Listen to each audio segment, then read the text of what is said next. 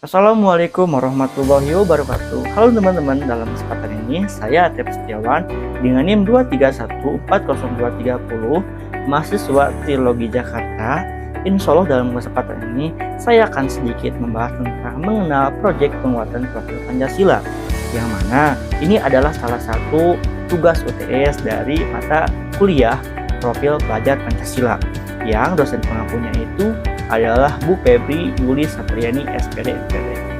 Apa sih itu proyek penguatan profil Pancasila?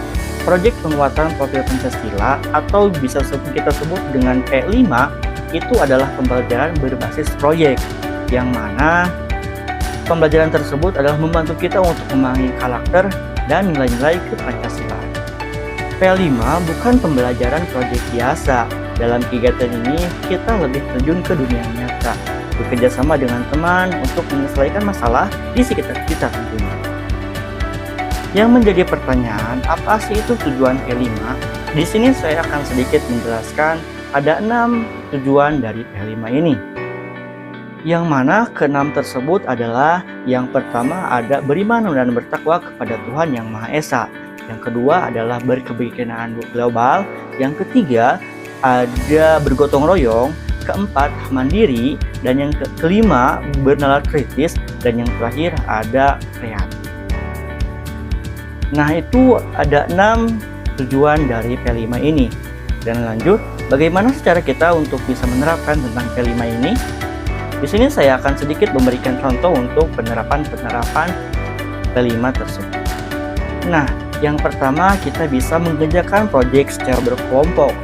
Juga bisa yang kedua itu belajar di lingkungan sekitar, dan bisa juga siswa untuk berdiskusi lalu mencoba membuat karya, dan juga bisa menunjukkan sikap positif. Misalnya siswa diberikan tugas untuk bisa bekerja sama dan mereka bisa bertanggung jawab secara masing-masing bahkan secara kelompok. Nah, di sini juga saya akan sedikit memberikan contoh untuk penerapan P5 yang ada di lingkungan sekolah. Yang pertama, kita bisa terapkan yaitu merawat tanaman yang ada di sekolah. Siswa diberikan kepercayaan, bahkan diberikan kegiatan untuk bisa mengenali lebih tentang lingkungan. Yang kedua, bisa dengan menceritakan cerita rakyat dari daerahnya masing-masing. Contohnya misalkan dari Jawa Barat ada cerita rakyat tentang Sekabayan. Nah, siswa lebih mengobservasi tentang cerita tersebut agar dalam era yang globalisasi ini, siswa lebih mengutamakan kearifan lokal dan seimbang dengan perkembangan zaman pada sekarang. Nah, mengapa sih kita penting untuk mempelajari P5 ini?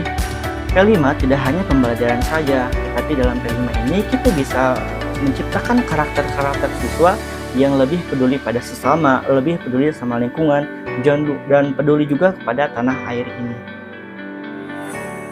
Dan juga yang paling penting, nilai-nilai Pancasila adalah salah satu yang paling penting untuk mereka untuk hidup di masa depan. Mungkin sekian pembelajaran pada kali ini. Mohon maaf kalau misalkan ada salah. Wassalamualaikum warahmatullahi wabarakatuh.